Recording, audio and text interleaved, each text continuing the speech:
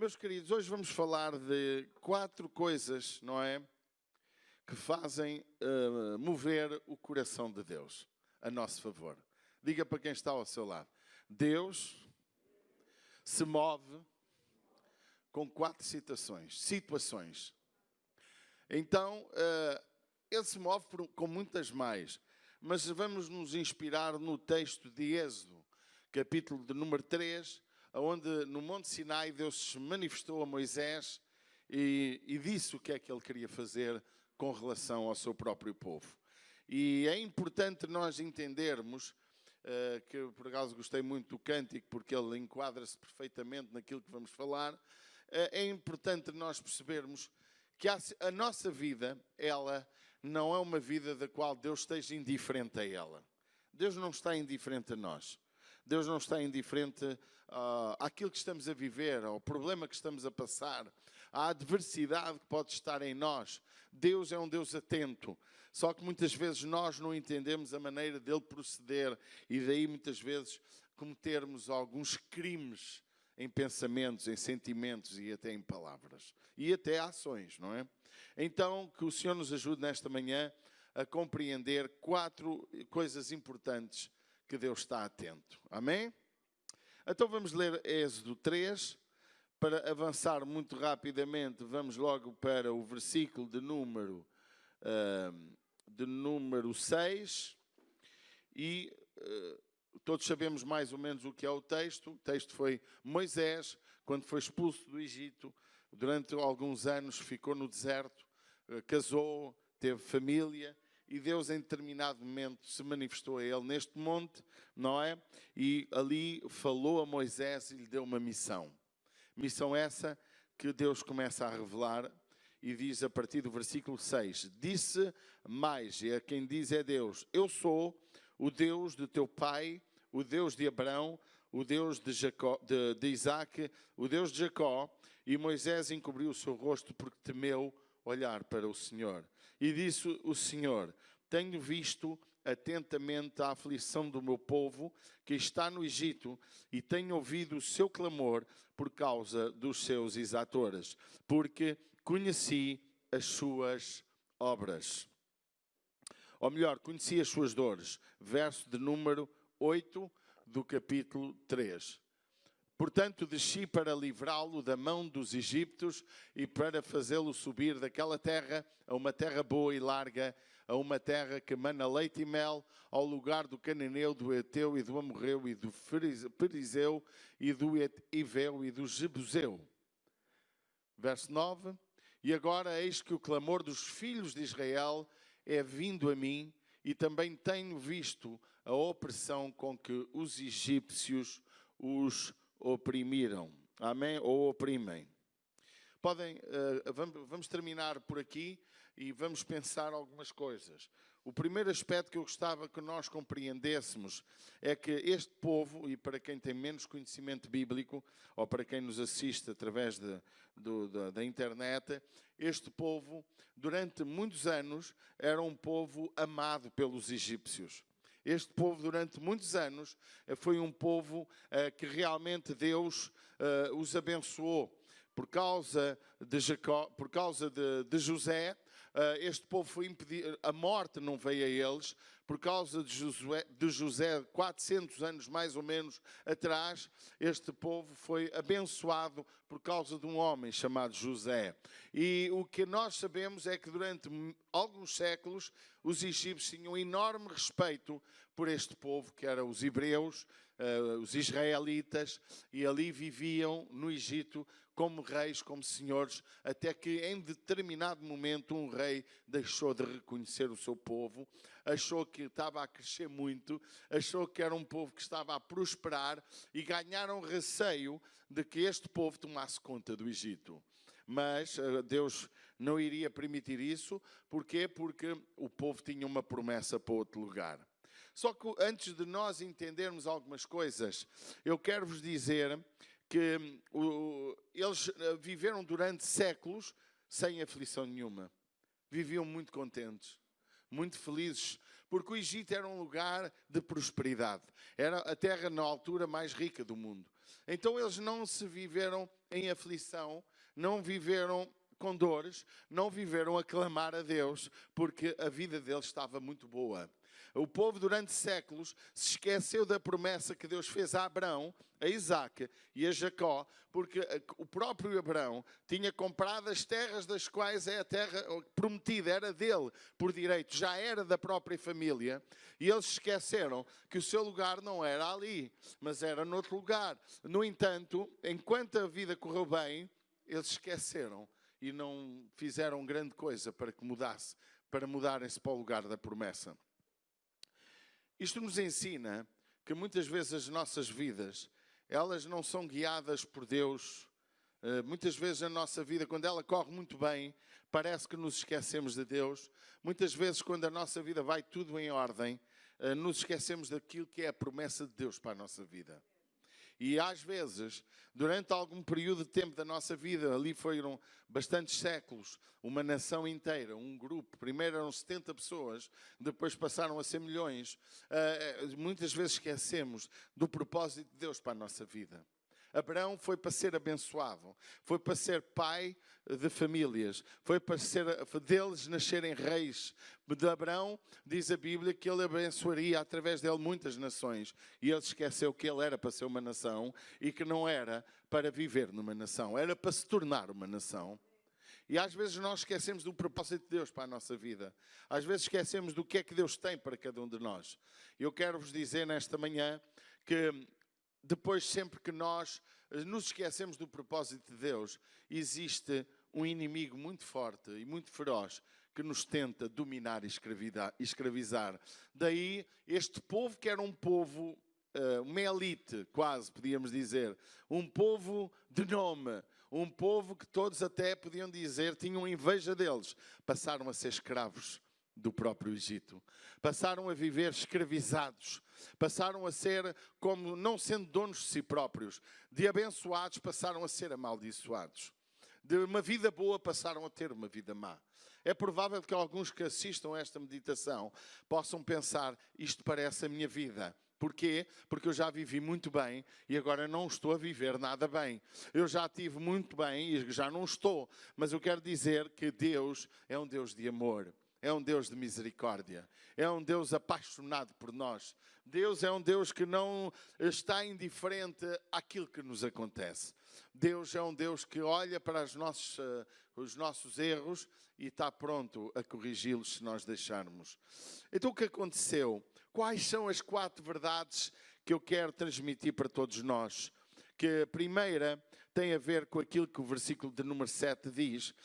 Deus observou, tinha visto atentamente. Verso 7 do capítulo 3 diz que Deus estava vendo atentamente. Note que a palavra atentamente à aflição do meu povo. Deus está atento à nossa aflição. Deus está atento ao nosso problema. A aflição aqui nos fala de perturbação, nos fala de conflito interior, nos fala de situações como, naquele caso, como escravos, como uma pessoa sem liberdade própria, sem vontade própria, a viver numa sociedade em que parece que não somos livres. Eu costumo dizer, amados, que embora parece que vivemos numa democracia, mas eu acho que isto é mais uma ditadura democrática do que uma democracia. E eu posso dizer isto com provas. Eu não me sinto dono de nada. Porquê? Porque os impostos para ter seja o que for, e a vida hoje para podermos viver com alguma qualidade de vida, mais de metade do que nós ganhamos pertence ao Estado. Então não me digam que isto é liberdade, não me digam que isto é democracia, não me digam que isto é, mas não estou aqui para fazer guerra contra a democracia, muito menos a favor de uma ditadura ou qualquer outro sistema político. Mas eu quero dizer que nós vivemos numa sociedade que muitas vezes nos sentimos aflitos para ser cidadãos de direito, cidadãos a viver de uma forma justa e de uma forma correta. Não nos sentimos donos de nada. É frequente as pessoas dizerem: pastor, metade do meu salário vai para impostos. 35,5% do meu salário é segurança social e alguns dirão 48%, 52% do meu salário também são IRS. Que coisa, ainda pago mais 20 e tal por cento de consumos, de IVA, ainda pago mais não sei quanto. Meus amados, nós não estamos a viver escravidão, porque felizmente ainda temos liberdade de expressão, embora a nossa liberdade de expressão é uma liberdade que não nos dá direito a quase nada. Tu falas muito, mas ninguém te ouve. As redes sociais não têm valor quase nenhum, na exceção de meia dúzia de pessoas no mundo, mas a verdade é que nós vivemos como livres, mas infelizmente não somos assim tão livres. Mas este povo estava escravo. Eles não só tinham que pagar tributo a César, naquele caso não era César, era o Egito, o faraó, eles não eram mais donos de si próprios. A aflição deles era tão grande que os seus próprios filhos machos, os rapazes que nasciam, eram lançados para os crocodilos comerem no rio Nilo. Que geração era esta? Que povo era este? Em que estava a viver no meio de uma geração completamente louca, em que se matava os filhos. Nascia um varão na tua casa e esse varão era comida de crocodilo. Até que se levantou Moisés, de uma forma milagrosa, e hoje não é o nosso tema, não é falar da biografia de Moisés, mas, amados, eu quero dizer que aquele povo vivia em aflição. Tinham que construir tijolos, fazer tijolos dia e noite. E quando o trabalho parece que ainda era pouco, acrescentavam mais dores. Tudo em troca de uns alhos, de umas cebolas, de um pouco de comida e mais nada. Era um povo que estava a viver em aflição. E Deus diz que Deus estava atento à aflição. Eu quero-vos dizer que Deus falou à aflição do seu povo. E aqui está a chave. É ser povo. Como é que tu és em relação a Deus? Tu és povo de Deus? No Novo Testamento, a palavra de Deus fala mais sobre o novo nascimento, sobre sermos filhos. Mas também Tito, em capítulo 2, versículo 14, ele diz: a qual se deu a si mesmo por nós. Está a falar de ti e de mim. Não está a falar só dos hebreus, não está a falar do povo judeu. Ele está a falar de todo o mundo. Ele se deu por nós para nos remir de toda a iniquidade, isto é, de todo o pecado, de tudo aquilo que ofende Deus, e purificar para si um povo seu, especial, zeloso e de boas obras. Este é o povo do Novo Testamento. Quem somos nós?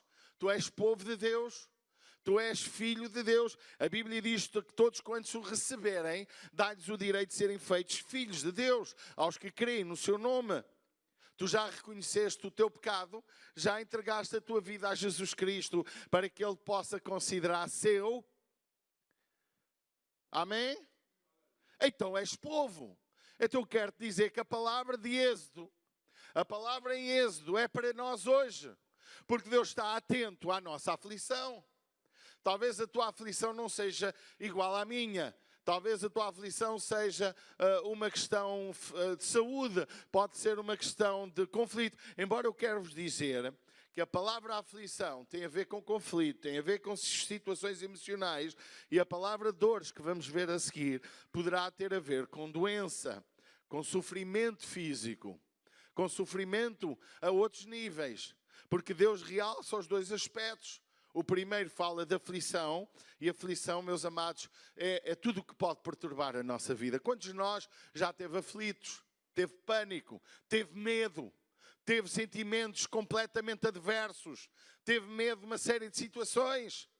É aflição. Como é que podia viver um povo em que se um casal casava e logo a seguir tinha o primeiro filho e fosse rapaz, iria ser entregue para os crocodilos comerem? Diga-me, isto não é viver em aflição? Como é que viveria um jovem ou uma pessoa que tinha medo de a qualquer momento a sua mulher ou a sua filha ser pegada pelos egípcios e ser violada e abusada e extirpada sexualmente? Porque o escravo não tem direitos sobre si. Como é que é a aflição de alguém que vive debaixo de um jugo desta natureza? Mas você julga que hoje não há pessoas escravas? Há pessoas que vivem escravas do álcool, que nada fazem se não houver álcool. A gente pode mandá-las 50 vezes para se libertarem do álcool, pode levar para um centro de recuperação e logo mais continua a beber álcool. Há pessoas viciadas na droga e são escravas da droga e destroem família por causa da droga, destroem famílias por causa da droga, destroem património por causa da droga. Há pessoas que vivem viciadas, escravas de tantas coisas. E tu, como é que vives? Quero-te dizer, meu amado, Deus está atento à tua aflição. E se ainda não és filho de Deus, se ainda não te sentes, consideras povo de Deus, o povo, olha o que diz o Tito, esta epístola incrível, o qual deu-se a si mesmo por nós, para nos remir de toda a iniquidade. Isto é, de tudo aquilo que nos impede de estar bem com Deus. Mas, e purificar para si, Deus quer um povo puro. Deus quer um povo santo. Um povo para si, seu. Sabe o que é? Deixar de ser de Satanás para ser dele. Deixar de ser património do vício para ser património do Senhor. Amém? Irmãos, há uma coisa que nós temos que entender. Deus permitiu que este povo chegasse onde chegou. Deus não teve alegria com isso. Mas este povo nunca esqueça que nós somos culpados do lugar onde estamos. Tu estás aqui hoje, ou estás na internet a ver esta mensagem, porque tu decidiste estar. Muitas vezes há pessoas que estão aprisionadas por uma série de situações, porque elas decidiram estar. Quantas pessoas estão viciadas, são escravas da pornografia, da homossexualidade, da prostituição? Quantas pessoas são escravas completas de uma série de situações, do jogo, do vício, da mentira, da fama, dos desejos iníquos da vida? Meus amados, que Deus possa olhar para nós e ver o que acabou por ver neste povo. Eu acredito que este povo estava em aflição, mas acredito que este povo se arrependeu de alguma coisa. Vocês entendem? Porque não era normal eles estarem ali durante 400 anos. Perdoe-me dizer isto. E venha lá o teólogo que quiser. Abraão tinha comprado as terras que são dele. Os povos que foram expulsos através da fé do povo hebreu já eram terras de Abraão. E ele deixou que os seus inimigos crescessem, multiplicassem. Passados 4 séculos, Deus teve que tirar aquela gente lá com mão forte. Muita gente não sabe a história bíblica e não entende como é que Deus permitiu que isso acontecesse e que um povo fosse destruído por causa dos seus hebreus. Porque aquele era o povo escolhido e aqueles hebreus, aquele povo, como diz ali a Bíblia, este povo horrível que estava lá, eles metiam os seus filhos, entregavam os filhos na fogueira aos deuses. Eles faziam aos deuses sacrifícios humanos.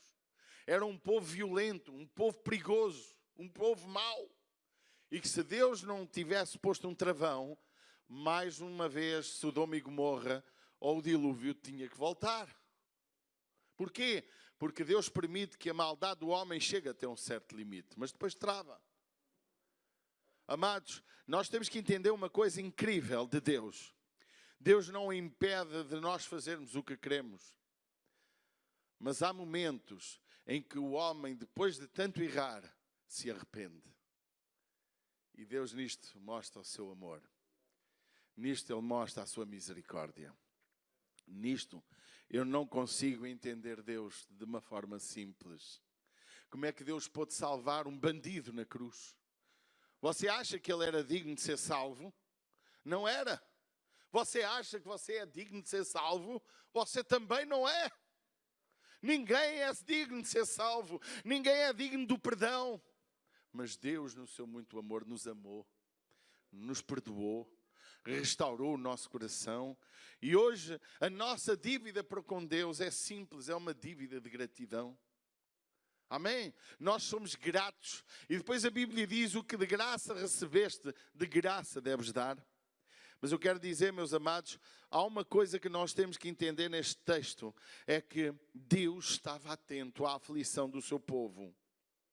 Muitos pensam que Deus não ouve as nossas situações ou não observa os nossos problemas. O segundo aspecto é as dores. Eu conheci as suas dores.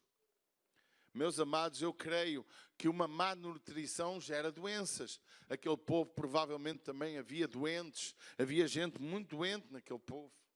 E Deus conhecia as suas dores emocionais, as suas dores físicas, as suas dores espirituais, as suas dores de angústia. Não só uma aflição de viver numa sociedade de medo, numa sociedade perturbadora, numa sociedade de deuses estranhos. Não era? Mas também Deus conhecia a sua aflição, as suas dores.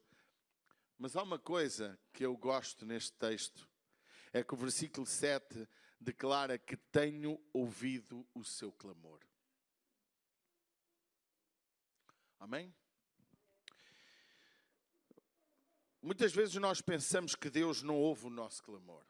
O versículo 7 ele diz: e disse o Senhor, tenho visto atentamente a aflição do meu povo que está no Egito e tenho ouvido o seu clamor por causa dos seus exatores, porque conheci as suas dores. Muitas vezes nós pensamos que Deus não ouve o nosso clamor. Mas o teu clamor, e clamor não é orar, clamar não é uma oração simples. Clamar é falar com Deus com dor. Alô? Clamar é falar com Deus com dor, com aflição, com angústia, com um sentimento de quase desespero. É como que se não haja mais solução. É o nosso último recurso. Clamar a Deus é a expressão do último recurso. Não temos mais solução para nós. A nossa vida está num beco sem saída. A vida está, é como ter uma dívida impagável. É como estar com uma doença mortal, que não há cura, não há medicina. É como viver um momento em que alguém nos promete matar, estar numa situação de aflição e não há mais solução para nós. Meus amados, quando nós clamamos a Deus, é porque já não há mais recurso humano.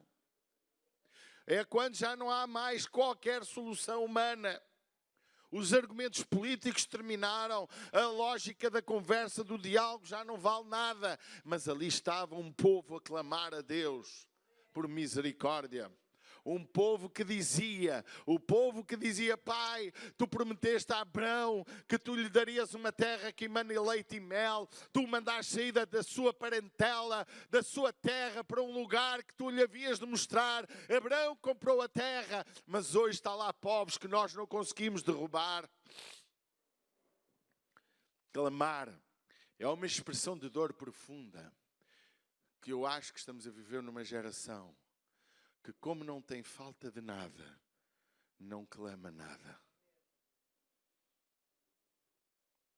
Estamos a viver uma geração de igrejas, na maioria dos países da Europa e dos países desenvolvidos, em que o problema dos países não tem a ver com falta de alimento, tem a ver com alimento a mais. A gente já não tem problemas de ser magros, a gente tem problemas de ser gordos, como eu. A gente já não tem problemas de ter a falta de um transporte, para ganhar o pão, porque já temos 3 ou 4, temos bicicleta, temos as pernas, temos carro assim, carro assado, temos transportes públicos. A gente hoje, irmãos, as viúvas já não têm grande problema porque o Estado dá-lhe uma pensão de viuvez. Os doentes já não têm graves problemas porque há uma pensão para os doentes. Irmãos, estamos numa geração em que o clamor já não há grandes clamores, porque há soluções, há respostas, e ainda temos os bonzinhos da sociedade que sempre estão prontos para ajudar. Os nossos problemas hoje têm a ver com vícios, têm a ver com desejo de sexo, têm a ver com desejo de álcool, têm a ver com desejo de comer e beber, têm a ver com desejos promíscuos, desejo de pecado. E quando veio o problema, a sida, a doença, lá nos lembramos de Deus. Mas já estamos tão mal que já nem conseguimos clamar. E este povo estava a clamar. Porque não é fácil. Você tente viajar até estes anos, mais ou menos 1600 anos antes de Cristo. Tente fazer uma viagem e coloque-se, olhe para os seus filhos e veja, o Luquinhas não o tinha. Eu não tinha filho nenhum hoje, só tenho 2 homens. Eu não tinha filhos. Tu não tinhas os teus rapazes. Mas tu não tinhas o prazer de comer uma picanha hoje ao almoço. Tinhas que comer o que os egípcios te davam, que eram os restos. Tu hoje não podias estar aqui a celebrar. Tinhas de estar a trabalhar noite e dia. De sol a sol. Meu amado, não havia esperança para eles. Sabe porquê que nós alteramos? Nós hoje, como não precisamos de clamar, porque não temos falta de nada. A igreja do Apocalipse, aquela igreja de Laodiceia, que muitos a interpretam como a igreja dos últimos dias, é uma igreja que diz: eu sou rico e de nada tenho falta. Não é? E quando Deus mandou comprar colírio para que eles vissem, porque eram cegos, eles tinham roupa. Laodiceia naquele tempo, irmãos, era uma cidade da maior riqueza que pudesse haver. Havia já médicos para os olhos, já havia as melhores roupas eram fabricadas lá. Então Deus usou aquilo que a terra melhor tinha para compreenderem. Vocês dizem que andam vestidos. Tu és um nu. Tu és nu. E ele disse: compra colírio para que vejas e roupa para que vistas. E arrepende-te, se não virei a ti, eu tomarei a tua coroa. Era uma igreja, a igreja dos últimos dias, como alguns interpretam os últimos tempos da igreja de Laodiceia. Era uma igreja, irmãos, que a sua gênese era uma gênese de glória, de beleza, de sabedoria. Eu imagino uma igreja com todos os instrumentos, com todas as condições, com tudo o que há de melhor. Uma igreja que parece que não havia falta financeira, porque era rica. Mas Deus disse que ela era pobre. Porquê? Porque era uma igreja que tinha posto Jesus fora da casa. Jesus estava fora da igreja. E Jesus diz: eis que estou à porta e bato. Mesmo assim, Deus estava a dizer: eis que eu estou à porta e bato. Se alguém ouvir a minha voz, eu abrirei e entrarei e cearei contigo. Porque Deus é um Deus de amor. Meus amados, mas era uma igreja que não tinha falta de nada, tal como parece que vivemos nos nossos dias. Uma igreja respondona, uma igreja que não precisa de quase nada. Se vai à igreja porque é um hábito, um padrão, como Freud dizia, não é? Vai à igreja porque é um descargo de consciência. É o homem religioso, como Freud pode dizer. Infelizmente, muita gente vive assim. Meu amado, deixe-me dizer-te um segredo. Não deixes que a aflição profunda chegue à tua vida para clamar. E se não tens com que clamar por ti, clama pelos outros. Se não tens que chorar por ti, chora pelos outros. Chora pela alma daqueles que não têm Jesus. Clama pela vida daqueles que estão doentes. Fala de Jesus noite e dia, como o apóstolo Paulo. Ele pode dizer: prega a tempo e fora de tempo, porque essa é a obrigação da igreja, clamar pelos outros. Jesus não precisava de nós para nada, mas Ele veio para morrer em nosso lugar, pagar o preço dos nossos pecados. Meu amado, que nós possamos entender, não permitas que a crise, que a dor, que a infelicidade, que a aflição, que a perturbação tenha que chegar à tua vida para tu estares em verdadeira comunhão com Deus. Quando os hebreus estavam a desfrutar das delícias do Egito, não clamaram, mas quando se deixaram de reconhecer os hebreus, os israelitas, ali clamaram. Nesta manhã eu quero te dizer que Deus está atento ao teu clamor. Não sei porque é que o Espírito Santo me trouxe esta meditação para esta manhã.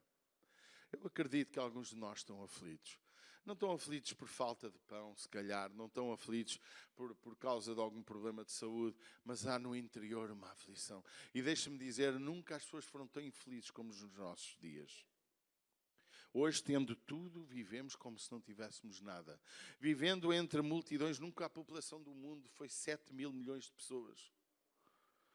Em 1500, salvo erro, eram 400 milhões de pessoas. Hoje são 7 mil milhões de pessoas. Meus amados, as pessoas hoje vivem... Era impensável há 1000 anos atrás pensar que se ia viver em prédios onde vive, 10 mil pessoas num prédio. Até há prédios que vivem mais. Não é? Era impensável uma coisa destas. E dentro de um lugar onde por cima mora, ao lado mora, abaixo mora... E as pessoas não se conhecem, não se comunicam, vivem isoladas no mundo. No meio de uma multidão, as pessoas vivem isoladas, sozinhas. Queridos, a Igreja de Jesus veio para preencher toda a necessidade do homem. Porque nós aqui encontramos família. Pode dizer amém? Nós devíamos ser família uns dos outros. Nós devíamos ser a proteção uns dos outros. Nós devíamos ser a causa deste conselho de conhecer Jesus. Este lugar deve ser conhecido como um lugar onde Deus opera milagres, onde Deus faz maravilhas, onde o Espírito Santo tem liberdade para agir.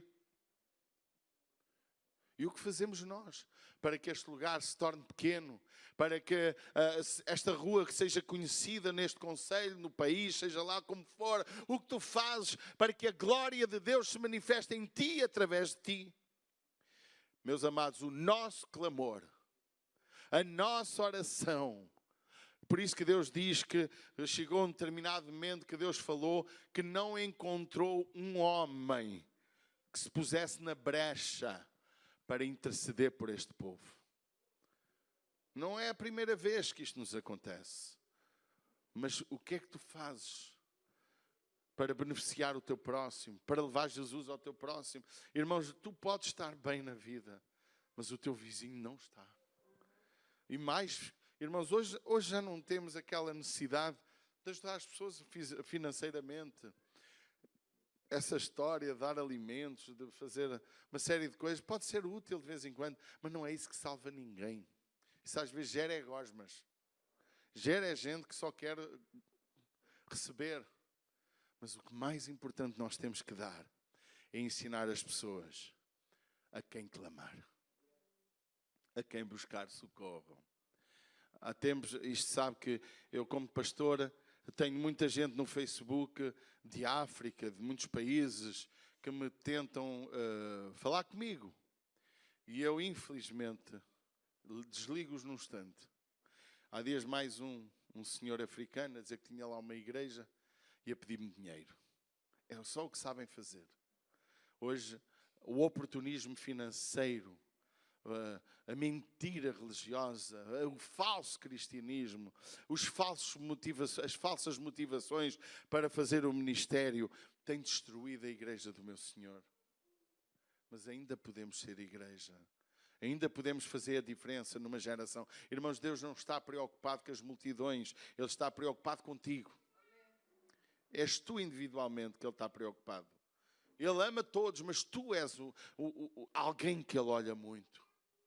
Muitas vezes nós achamos, ninguém olha para mim. Olha o que Deus diz, eu observei, eu tenho estado atento à oração do meu povo, eu tenho estado atento ao sofrimento do meu povo, eu tenho estado atento à aflição do meu povo. Mas Deus disse outra coisa, o quarto aspecto. Porque muitas vezes nós não sabemos também, mas pensamos que Deus não olha, mas Ele diz que olhou atentamente para os inimigos do seu povo. Olha o que diz. Olha o versículo 9. O versículo 9 diz: e agora eis que o clamor dos filhos de Israel chegou a mim, e também tenho visto a opressão com que os egípcios os oprimem. Deus também vê os teus inimigos. Ou tu achas que Deus é indiferente? Amor, antes que eu derreta e perca este belo corpo, é melhor tirar o casaco. Você já olhou que Deus diz que também está atento aos nossos inimigos? Olhou? A gente às vezes pensa que quem nos faz mal ou quem as faz, não as paga. mas Deus cuida de nós. Há uma coisa que nós não devemos fazer, desejar que Deus vingue a nossa vida. Oh, Deus vinga, Deus faz com que o meu inimigo pague pelo seu pecado. Olha que os egípcios só morreram no Mar Vermelho porque foram para lá. Porque deram liberdade para sair e depois quiseram os ir buscar de novo. Senão Deus não tinha os destruído. Já reparou nisso? E eles só perderam o primogênito deles porque não obedeceram. Porque senão Deus os tinha poupado. Alguns egípcios foram para as casas dos hebreus e não perderam os seus primogênitos. Por isso que a Bíblia diz que uma mistura de gentes vinha do Egito com eles, com o seu povo, quando saíram para o deserto. Porque muitos acreditaram no Deus de Israel. Deus, Ele quer salvar os nossos inimigos, irmão. Mas Deus, antes de mais, está a olhar para nós, para cuidar de nós. Eu acho incrível como Deus disse, também tenho visto a opressão com que os egípcios oprimem o meu povo. Amados, eu quero dizer que a Bíblia diz que a vingança é do Senhor. Não importa qual é o teu inimigo, importa que Deus vai cuidar dele. Não importa quem é que te fez mal ou quem é que te pôs numa situação grave. Importa que Deus está-te a observar. Mas há uma coisa que não podemos deixar de fazer, é de clamar. Deus nos orienta. Irmãos, se há alguma coisa que a igreja precisa de aprender, é que o caminho da solução para a nossa vida está em buscar a Deus com todo o nosso coração, com todas as nossas forças. Amém? Está em orar, por isso que a Bíblia diz, o salmista tinha uma noção real do que era orar a Deus. Ele dizia, eu ao Senhor busco, porque Ele me quer ouvir. De madrugada me levanto e busco ao Senhor, dizia o salmista. Ele diz até 7 vezes ao dia te busco. No outro lugar diz 3 vezes ao dia te busco. Isto é, e no Novo Testamento, o apóstolo Paulo disse, buscai ao Senhor em todo o tempo. Orai sem cessar. Irmãos, o caminho das nossas vitórias está no nosso Deus. Não está nos recursos humanos. Não está no teu amigo ao lado. Não está nas tuas habilitações literárias. Não está no patrão novo que vais ter. Não está nisso. Está em Deus. Ele é a tua melhor resposta. Amados, nunca tenhas medo do que o homem te possa fazer se Deus está do teu lado. O salmista dizia, podem estar 1000 à minha direita, 10.000 à minha esquerda, eu não serei atingido. Amados, não importa aquilo que planeiam contra ti, importa de que lado Deus está. O povo, ele não sabia do que estava a acontecer. O povo clamava e dá a ideia que Deus não respondia. Vocês recordam-se de Lázaro? Olha, a minha mulher falou na sexta-feira de Lázaro. Quem é que se lembra da história de Lázaro? Alguém aqui se lembra? Ou quem é que não conhece a história de Lázaro que Jesus ressuscitou? Alguém não conhece? Levanta a mão que eu explico. Então veja o que aconteceu. Lázaro ficou doente. O amigo de Jesus, Marta e Maria, irmão de Lázaro, mandaram alguém chamar Jesus que o seu amigo estava doente. Recordam-se todos disto. Diz que Jesus parece que não ligou nenhuma. 2 dias Jesus demorava, pelo que se percebe pelo texto, a chegar à terra onde estava Lázaro. E parece que Lázaro tinha morrido 4 dias antes de Jesus chegar, já estava sepultado. E acontece uma coisa com as irmãs, com Marta, com Maria e com o povo. Mas acontece uma coisa que parecia que Jesus estava indiferente ao sofrimento das irmãs, parecia que Jesus estava indiferente à morte do próprio Lázaro, parece que Jesus estava indiferente ao problema. E isto acontece connosco. Parece que Deus estava indiferente ao sofrimento do povo. Porque eles clamavam e nenhum anjo aparecia a dizer, eu vou-vos livrar. Quem viu isso foi Moisés. Quando já tinha cerca de 80 anos. Já não era um jovem. Agora veja, meu amado. O que é que aconteceu com Lázaro? Se Jesus tivesse curado Lázaro e ouvido a voz e fosse logo ter com Lázaro, a glória era grande. Ele era o curador de milagres. Ele era o fazedor de milagres. Era normal, não é? Mas ressuscitar o morto a cheirar a mala, o milagre é maior. Às vezes nós não entendemos que a ausência de resposta de Deus em nossa vida é para algo maior. Mesmo debaixo dos nossos erros, porque muitos problemas da nossa vida são erros próprios, são as asneiras que nós fizemos, são decisões erradas. Mesmo assim, Deus está lá para nos fazer superar e com isso nos ajudar para algo maior. Deus é amor. Deus é a fonte da nossa esperança. Mas o que é que nós entendemos? Veja, Marta disse, se tu tivesse aqui, meu irmão não tinha morrido. Reclamaram de Jesus. Reclamou ou não reclamou? Maria, quando chegou a Jesus depois, disse-lhe a mesma coisa. E diz também que os que assistiam lá viram e diziam, não podia este que abria os olhos aos cegos ter evitado que este morresse? Toda a gente criticou Jesus, porque toda a gente não entendeu algo maior que Deus queria fazer ali. Porque ressuscitar o morto que tinha morrido há pouco tempo, já Jesus tinha feito. Mas ressuscitar alguém 4 dias de morto, já cheira mal. Quando Jesus disse, removei a pedra, sabe o que é que disseram logo? Cheira mal, Jesus, não faças isso. Irmãos, 430 anos, mais ou menos, no Egito, já cheirava mal de tanto sofrimento. Não sabemos ao certo quantas décadas, se 100 anos, se menos, que eles sofreram nesta dor profunda. Eu acredito que não foi muito tempo. Não porque ninguém aguenta. Vocês entendem? É muito complicado. Pode ter sido umas décadas. Pelo menos 40 anos foi. Mais de 40 anos, porque Moisés teve 40 anos a ser criado no Egito.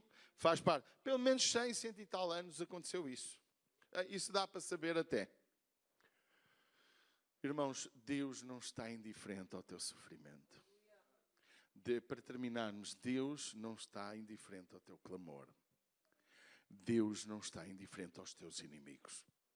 Seja quem for que te queira fazer mal, Deus não está indiferente. Amém? Por isso que nesta manhã, meus amados, quando eu olho para aquilo, agora há uma condição. Seres povo. Seres filho. A Bíblia diz, todos aqueles que são guiados pelo Espírito Santo são filhos de Deus. E o que tu és, meu amado? Que já entregaste a tua vida a Jesus para fazeres parte? Tu queres ser filho de Deus? Olha que Jesus disse, os meus amigos são os que fazem a minha vontade. Tu queres fazer parte dos amigos de Jesus? Tu queres entregar a tua vida a Jesus? Meu amado, se queres, eu quero orar por ti nesta manhã. Não importa se talvez na internet, se alguém quer entregar a sua vida a Jesus, pode uma mensagem privada mandar um ok, dizer amém, eu quero, e eu vou partilhar contigo, eu vou orar contigo, lá na internet. Podes fazê-lo, mas aqui, alguém quer entregar a sua vida a Jesus? Quem sabe já entregaste há 20 anos, há 10, há 5, mas a vida, os problemas, a adversidade, as situações mais erradas, culpa tu ou dos outros, porque isto é sempre culpa nossa, porque a gente só faz o que os outros mandam se nós queremos fazer.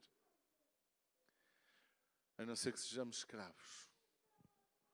Eu não sei se alguém aqui nesta manhã, eu quero que todos orem. Os irmãos, fechem os vossos olhos em oração. Eu quero orar sobre alguém que precise que Deus traga um socorro, uma libertação. Quem sabe possa estar a viver um momento difícil na sua vida. Eu quero orar por ti. Ou reintegrar-se ao Senhor.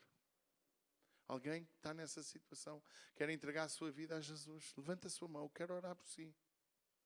Estamos vendo alguns braços. Mais alguém quer receber Jesus nesta manhã? Ou reentregar a sua vida a Jesus? Amém. Eu estou vendo 1, 2, 3, 4, 5 braços. Amém. Sem vergonha, meus queridos, venham à frente em nome de Jesus. Vamos ficar todos de pé. sem vergonha, não tenha vergonha de vir à frente, porque todos nós já o fizemos uma vez. Venha à frente em nome de Jesus, eu quero orar pela vossa vida. Todos quantos levantaram o braço, por favor, venham à frente. Glória a Deus. Amigo Elber, vem. Eu não vi, acho que vi um amigo ali. Oh, não levantou, não. Levantou, meu querido. Ninguém não foi aí, não. Então venham. Os que levantaram, venham. Não tenham vergonha. Vamos estar aqui um grupo de irmãos a orar por vocês. Irmão Júnior, ajude-me, se faz favor. Venham orar também. Glória a Deus. Oh Pai, vamos fechar os nossos olhos. Vamos fechar os nossos olhos no lugar onde estamos. Glória a Deus. Ora aí pelo irmão Elber. Paris Lucas. Amém. Pai, nesta manhã, vamos orar juntos. Vocês que estão aqui na frente vão orar comigo esta oração.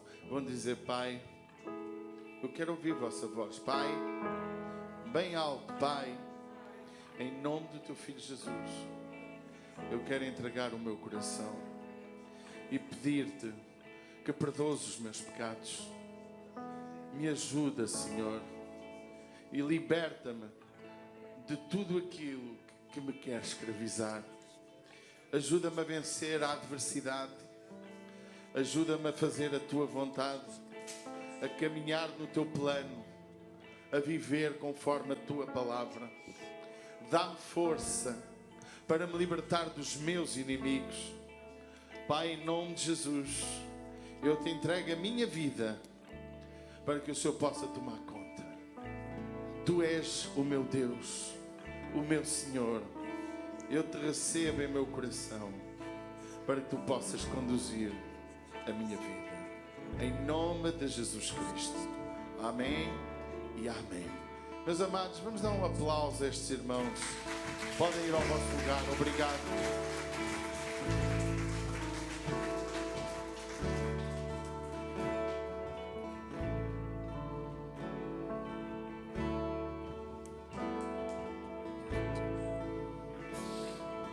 Glória a Jesus. Meus amados, que esta semana possamos estar prontos a ajudar o nosso próximo. E se estamos a passar por crise, por adversidade, por problemas, que possamos aprender todos os dias a clamar ao Senhor. E se não temos qualquer problema, vamos aprender uma coisa para a nossa vida. Pai, ajuda-me a ser bênção na vida do meu próximo. Ajuda-me a falar de Ti àqueles que me rodeiam. Ajuda-me a levar Cristo à vida daqueles que me rodeiam. E Tu possas ser usado por Deus e chorar pelos outros.